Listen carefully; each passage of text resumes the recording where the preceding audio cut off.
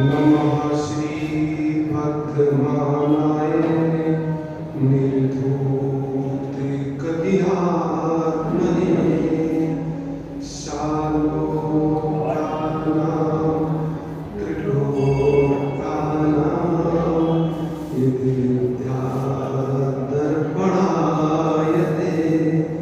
यद्विद्यादर्पणायते नमो अरिहन्ताणं नमो सिद्धाणं नमो मायनीयाणं नमो वज्रायाणं नमो संविशारणं। पूरी परमेश्वर भगवान की देवादेव श्री आदिनाथ भगवान की जय। मूलय एकराट श्री सुविद्नाथ भगवान की जय। वर्तमान शासन नायक श्री वर्तमान स्वामी की जय। आचार्य भगवान श्री समंत स्वरूप महाराज की जय। आचार्य भगवान गुरुवर श्री विश्व सागर जी महाराज की जय। कृष्ण सागर जी महाराज की सात सागर जी महाराज की वाशान जिंदवाड़ी माता की जय। हम सभी अंतिम तीर्थेश वर्तमान स्वामी के शासन में रास्ते हैं और सुविद्नाथ भगवान के चरण दिशा में वस्तु सुख को व्याख्यापित करने वाली समीचीन सुख को प्रदान करने वाली संसार के दुखों से निकालने वाली ऐसी अमृतमयी जिन देशना जिन वाणी का श्रवण। जयवंतो नमोस्तु संस्कृत। जयवंतो गीता संस्कृति जिसमें भक्त को भगवान की कला उन्हें सिखाई जाती है, जिसमें भक्त को भगवान बनने की कला सिखाई जाती है, जहां प्रत्येक आत्मा में भगवत सत्ता दिखती है। दुखी प्राणी संसार में सभी हैं, सभी प्राणी दुखी हैं, सभी चाहते हैं कि दुख किंचित ना हो, सभी चाहते हैं दुख किंचित ना हो, हमेशा शांति का अनुभव करें, हमेशा शांति का अनुभव करें, विकल्पों से सुख लें। पर संसार में शांति है? संसार में शांति नहीं है। संसार तो विकल्पों का खजाना है। संसार है तो विकल्प है। संसार का अभाव होने पर भी विकल्पों का अभाव होगा। जब तक पर में आप बुद्धि है, पर में सुखी बुद्धि है, पर से आकांक्षा है, तब तक दुखी दुख है, तभी तक दुख है। जिस क्षण जीव अपनी भगवत सत्ता को पहचान लेता है, अपने स्वरूप को जान लेता है, परमेश्वर स्वरूप को जान लेता है, उसी क्षण से उसका आनंद प्रारंभ हो जाता है, उसी क्षण से प्रारंभ हो जाता है। आनंद की प्राप्ति पश्चात होगी, पर प्रारंभ उसी क्षण से होता है।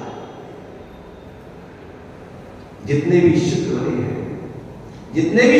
हैं, वेद विज्ञान से बने हैं, जो आज भी सिद्धत्व को पा रहे हैं, केवल को प्रकट कर रहे हैं, वो भी इस भेद विज्ञान से ही वस्तु को जानने ही प्राप्त कर रहे हैं। आगे भी जितने बनेंगे, वर्तमान में केवल बन रहे हैं कि नहीं बन रहे? वर्तमान में भी जीव मोक्ष जा रहे हैं, यहां से नहीं जा रहे, विदेश से जा रहे।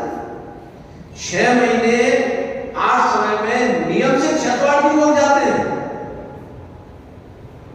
उसमें अपनी गिनती लिखाने का नहीं लिखाना। यदि उसमें गिनती लिखाने का भाव है, उस अवस्था को पाने का भाव है, तो कुछ चिंतन करना पड़ेगा। जो हमारी अनाद की युक्त चल रहे हैं, जो हमारी परिणति चल रही है, उसमें चिंतन करना पड़ेगा। चिंतन करना, ये जितने सिद्ध गए हैं, जितने सिद्ध हुए हैं, जितने मोक्ष गए हैं, ये भी हमारे पूर्ण बंधु ही थे। इनके साथ भी हमारा जीवन रहा है। इनके साथ भी हमारा जीवन चला है, इनके साथ भी हमने राग द्वेष किया है, इन जीवों ने भी राग द्वेष किया है। ये भी कभी शत्रु होते थे, ये भी कभी मित्र होते थे, ये भी कभी पालक होते थे, ये भी कभी तुम्हारे दुखों के कारण होते थे। पर वे तभी तक दुख के कारण हुए, दुख के सुख के देने वाले हुए, जब तक उन्होंने अपनी भगवत सत्ता को नहीं जाना था। जब भगवत सत्ता को जाना, अपने स्वरूप को जाना, तो फिर क्या किया? अपने निज पुरुषार्थ के लिए, निज पुरुषार्थ को अपने निज निर्गंध पर भाव से शून्य सिद्धांत की प्राप्ति के लिए लक्ष्य हो गया। लक्ष्य हो गया। लक्ष्य तो सभी का सुख का है, पर सुख का स्वरूप क्या है, उसमें खोट है। हमारी जो धारा है, हर व्यक्ति सुख चाहता है, पर सुख की जो प्राप्ति की आकांक्षा सब करते हैं, पर सुख के स्वरूप को नहीं जानते। दुखी सभी होते हैं, पर दुख के स्वरूप को नहीं जानते। लोग दुखों में भी सुख खोजते हैं, विकल्पों में भी सुख ढूंढते हैं। संसार के संपूर्ण सुख विकल्पों से सहित है। संसार के संपूर्ण सुख विकल्पों से सहित है। जब तक विकल्प है, तब तक शांति नहीं। जब तक विकल्प है, तब तक शांति नहीं। विकल्पों का अभाव ही शांति के मार्ग पर गमन है। विकल्पों का अभाव कोई दूसरा नहीं करेगा, हम ही करेंगे, कोई दूसरा नहीं करेगा। सम्यक दिशा में, सही दिशा में बढ़ाया एक कदम मंजिल को क्या करता है? मंजिल तक पहुंचाने का साधन होता है। दिशा सही होनी चाहिए। यदि दिशा विपरीत है तो क्या करेगा? मंजिल को दूर करेगा, पास करेगा। यदि दिशा विपरीत है तो मंजिल भी, लक्ष्य भी दूर हो जाएगा। लक्ष्य भी दूर हो जाएगा। तो यदि हमें शांति चाहिए, सुख चाहिए, तो अपने कदम को उस ओर बढ़ाओ जहां हमारा अव्यावाद समीचीन सुख हो, जहां हमारा सिद्धांत अवस्था हो, जहां हमारा शांति का अनुभव हो। संसार के कारण क्या है? सत्ता सुख अवस्था में पढ़ते हैं, सुख पता है आपको? संसार के कारण क्या है? बंधन के कारण क्या है? किसी को याद? अरे 7वें अध्याय का प्रथम सूत्र नहीं मालूम। मिथ्या दर्शना प्रमा कषाय, मिथ्या दर्शना प्रति प्रमाद कषाय बंध हुआ। ये बंध के हेतु है। ये कौन से का? 7वें का 8वें का है? ये आश्रम की बंध कहां? दोनों के कारण होते हैं, पर यहां बंध के व्याख्या की है। और आश्रम के भी हेतु है, बंध के भी हेतु है। जो बंध के हेतु है वही आश्रम के हेतु है। जब तक ये मिथ्या, आवृत्ति, प्रमाद, कषाय योग है, तब तक संसार है। हमें करना क्या है? इससे निवृत्ति होना है। भेद विज्ञान करो, व्रतों को धारण करो, प्रमाद को, कषायों को और योग को सही रखो। यही मोक्ष मार्ग है, यही आनंद का मार्ग है। एक एक कदम मंजिल को प्राप्त करा देता है, एक एक कदम लक्ष्य को प्राप्त करा देता है। यदि लक्ष्य हमारा, दिशा हमारी समीचीन है। यदि दिशा समीचीन नहीं है तो लक्ष्य का प्राप्त होना भी दुर्लभ है। यदि पानी में मथनी चलाएं, जानते नहीं? पानी में यदि मथनी चलाई जाए तो क्या होगा? घर निकलेगा। और वही धूप में जामुन डाल के उसमें अग्निपत्नी चलाई जाए तो घर निकलेगा नहीं निकलेगा। ऐसी संसार की जो स्थितियां हैं ये केवल मात्र पानी में मत्ती को चलाता है। मत्ती का प्रसाद कितना भी आप जल में कितना ही प्रसाद कर लो फल नहीं मिलेगा।